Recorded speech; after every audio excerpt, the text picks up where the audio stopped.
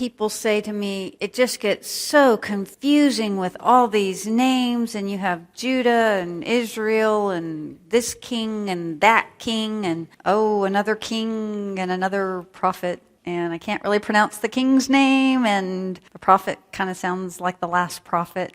My desire is that when you read Jonah or Hosea or Amos, if you read one of those 3 books, that you have in your mind that kingdom of Israel that has nothing.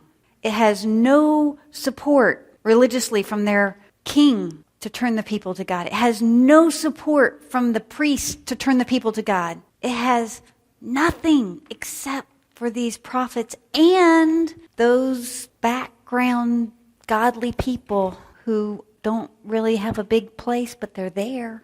And even Elijah said, Lord, I'm the only one. And God said, I have 7,000 who haven't bowed down to Baal. They were background people just being faithful. It must have been so difficult to live during that time. And that was the serious consequences that God said, I don't want Abraham's family, descendants. I would never want them to go through that. But their actions are exactly identical to this over here. And then he lets them go. You want to be like the other nations. Now where are they? They are in the other nations, the Assyrian Empire. We still have Judah. Yay! And what's in Jerusalem? We still have Jerusalem standing, the burned out field at this time of history. Everything starts to get replanted, and we still have a king from David on the throne. Your throne will be established forever, and what did he tell Solomon? I have consecrated this house by putting my name there forever. But you know what? Judah's not the same as Israel. Israel had what to draw the people to God? Israel in the north that just got swept away by Assyria. What did they have? Nothing. What does Judah have? Everything. Remember that turning away from knowledge? Everyone has the same knowledge. Judah has the same knowledge plus. They have the priests. They have the copies of the law. After Hezekiah, his son begins to reign when he's only 12 years old. And within a short period of time, shuts down every good reform his father had done.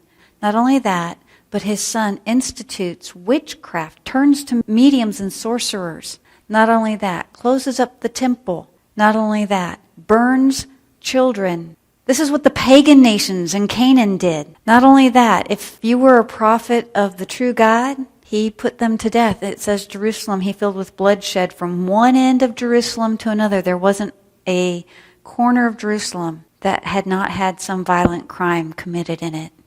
Can you believe that a country could turn around? Having seen the consequences of what had happened to Israel.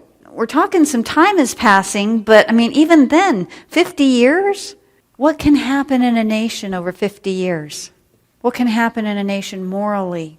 In a decline over 50 years. Now, if you're the priest, remember the temple is still there. You still have the priests of Aaron. You should have the Levi. Do you still have Levi in your Judah envelope? Okay, you still have the religious power there.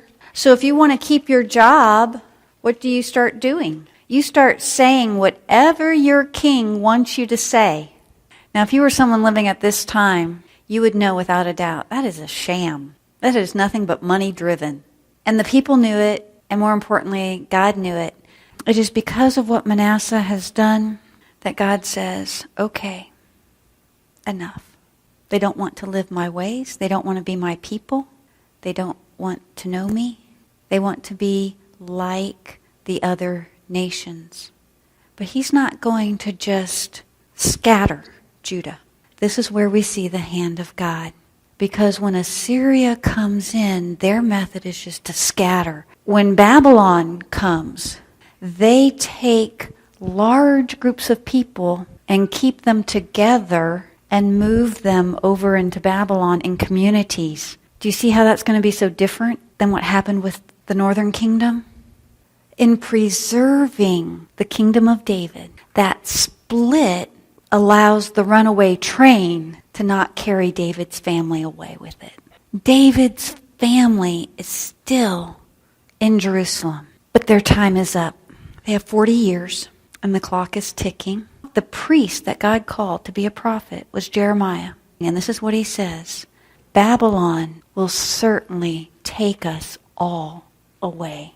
When Jeremiah starts preaching, there's actually a king, Josiah. And when Josiah read from the law what God had said way back with Moses would happen if they acted and practiced all the practices of these other corrupt nations, if my people become as corrupt as those who are not my people, I will give them up off their land. Well, when Josiah heard it, he actually institutes a reform very similar to what Hezekiah had done about 100 years before him.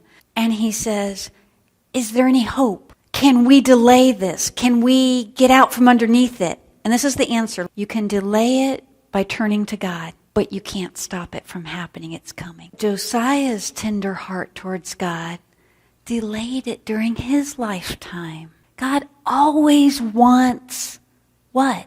The restored relationship. He is not up there just saying, I want to get rid of you and you messed up. And he says, come, turn. And Josiah does, instituting Passover, getting rid of idols, cleaning up the country of moral decay, tearing shrines down to the pagan gods. And Jeremiah's encouraging Josiah. Then Josiah gets killed in battle. And you know, that was what was holding it back. Now this is what the kings after Josiah were saying. We live in Jerusalem. This is the capital where God put his name. He promised Solomon, we are safe as long as we are in Jerusalem. Where would they have gotten that idea from? They looked in their history. And when in their history had Jerusalem been the last thing standing? About 100 years earlier. Do you see? They were using what had happened with Assyria and King Hezekiah to build a theology that was false.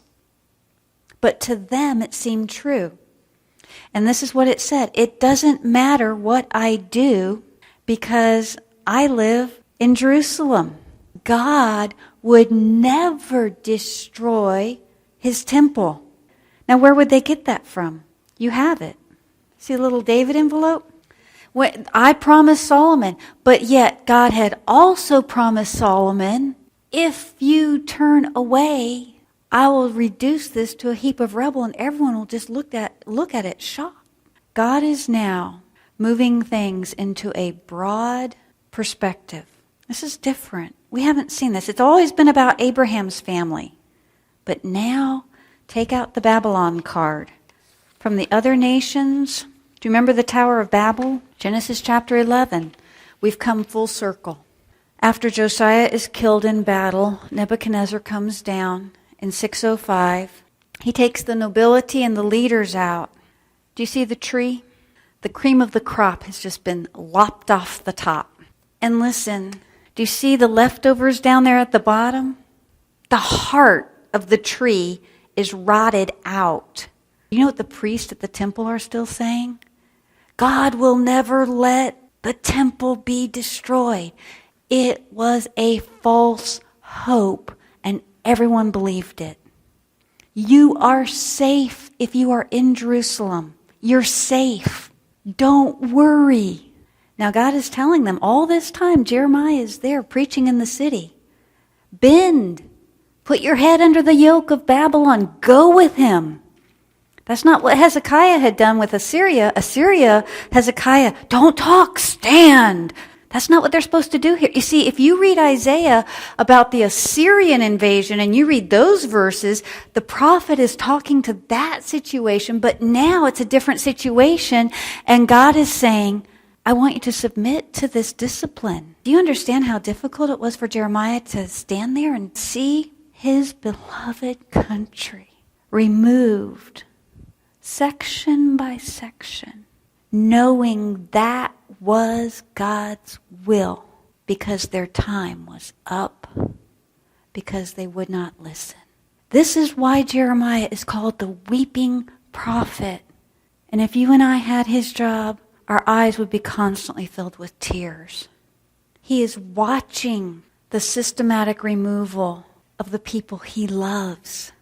And then when Nebuchadnezzar comes back, he takes thousands. And this is the working class. Look what God has done.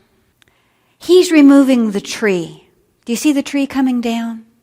But even in the removal, that first group, who does he give them to be right there knowing what he's doing?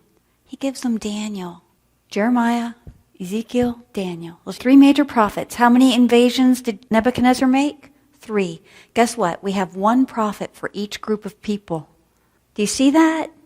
He sends Daniel with them, and then he gives Daniel visions to show them, I haven't forgotten, and I know what I'm doing. Let me show you what's happening. From now on, Gentiles, the other nations, will rule over the house of David. And Nebuchadnezzar's the first. He's the head. And little Judah is going to be the tail, exactly like God had said in the book of Deuteronomy. If you become like the other nations, you will be the tail and they will be the head. When God sends the second group away, he sends Ezekiel with them, another priest. You know what they're still saying? Don't worry. God's going to bring us back in 2 years. All the captives that went with Ezekiel said, the temple is still standing. Everything Ezekiel is telling them is, don't trust the temple. And what he knows is what the priests in Jerusalem don't know, that the presence of God has left that building, and now it is an empty shell ready for destruction. And in 586, Nebuchadnezzar comes back and says, as long as this capital city is standing, I'm always going to get this rebellion coming out of it. Let's just smash the capital. And he smashes that temple. And he takes the remainder people. People are killed. It's awful. He burns everything. The homes. And guess who's there? Jeremiah has stayed with the people.